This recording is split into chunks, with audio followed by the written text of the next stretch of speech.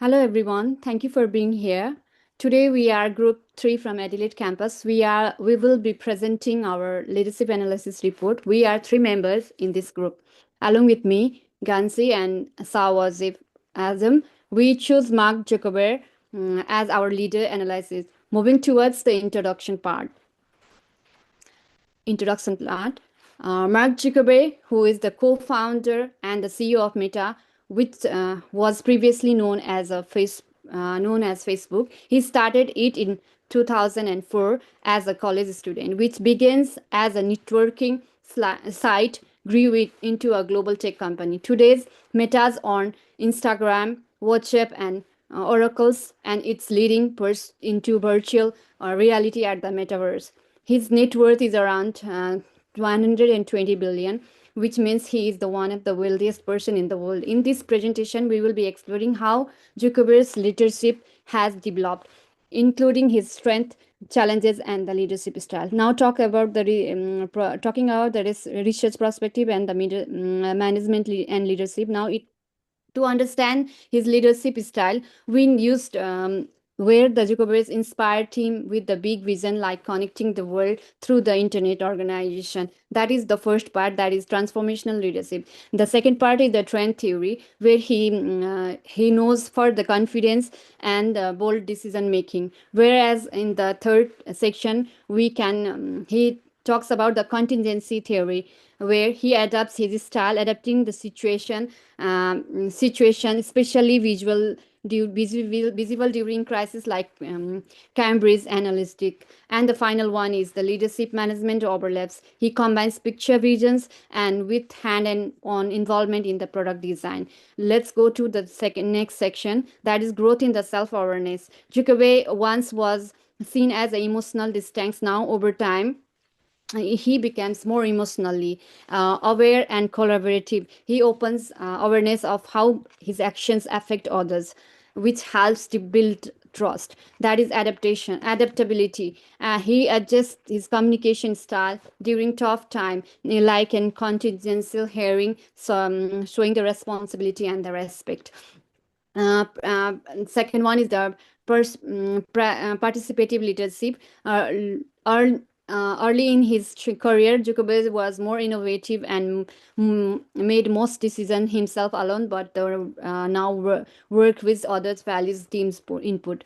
This shows his shift towards the more collaborative style. Empowerment is now he follows the delegation model, trusting experiential teams well. He focus on the strength. And the last slide is about the next slide, please.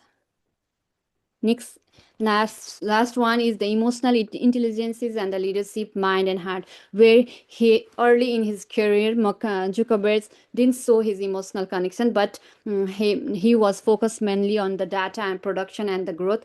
But now people has been changed and distinct, but over time he changed and became open and empathy on his leadings. This shows a major shift. He now not just only logically anymore. He supports the mental health and allows the flexible work openly. And this balance of heart and heart head and heart, logic and emotional intelligence is all about. Thank you. Now I will give hand over to Gansi for the further presentation. Yeah, I'm GANSI. Mark Zuckerberg's leadership was put to the test during Cambridge Analytica scandal. Instead of hiding, he showed courage by speaking publicly and testifying before U.S. Congress. He admitted Facebook's mistakes, which shows moral responsibility. According to Note House, this kind of moral courage is important for leadership. Even though he was not perfect, taking ownership during hard times built trust, and his actions reflect the kind of ethical leadership that Simonette and Ted describes. Next slide, please.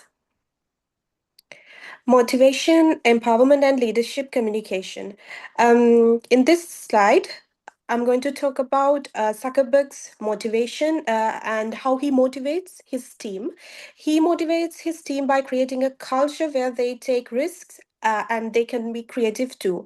His most famous motto, "Move Fast and Break Things," shows how he empowers people to innovate. He uses both intrinsic motivation, like meaningful work, and extrinsic motivation, like high pay and stock options. This matches transformational leadership, where leaders inspire others with a vision. And he also follows situational leadership by guiding teams when needed, but giving them space when they are capable of. In terms of communication, Zuckerberg keeps things complete, simple, and clear. Even he's a bit awkward. He holds Q&A sessions with employees, promoting open communication and trust. But during public crisis, his style sometimes lack emotional connection, which is an area that has to be improved.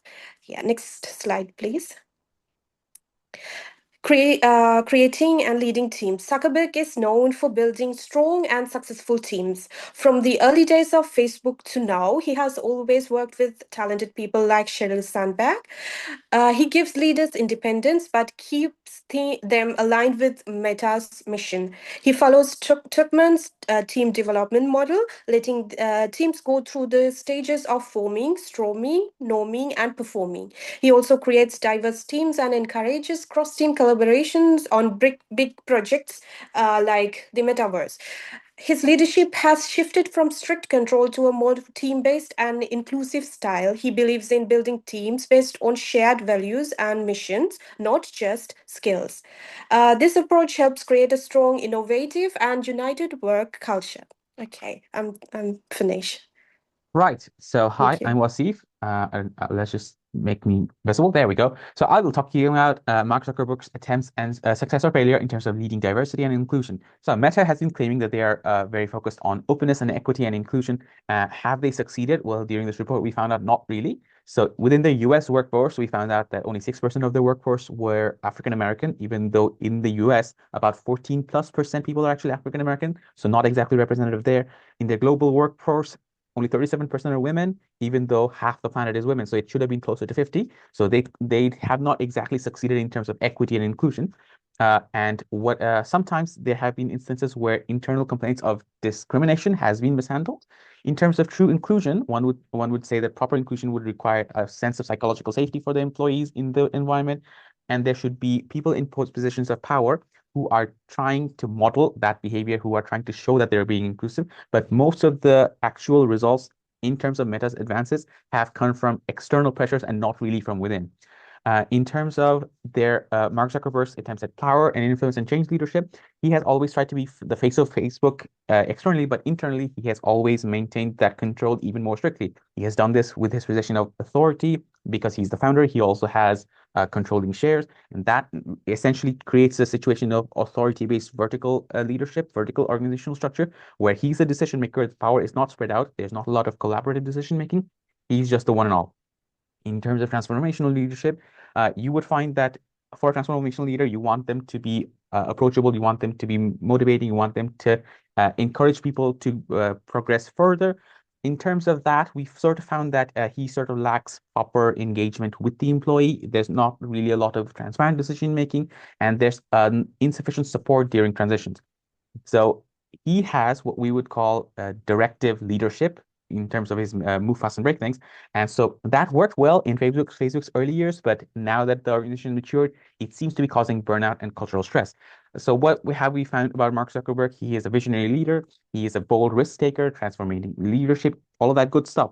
But some of his key strengths that we found, is that he has showed that he has had emotional growth over time. He has become a more self-aware person, and he has improved his communication ability to some extent. But some of his key weaknesses that we found is that he has had poor outcomes in terms of diversity and equity. He does not connect emotionally with people. Almost no participative leadership. It's just completely authoritarian. And during a crisis, communication is not done successful. What can we learn? What can other people learn? He's shown that emotional intelligence is not stagnant. It can be developed over time.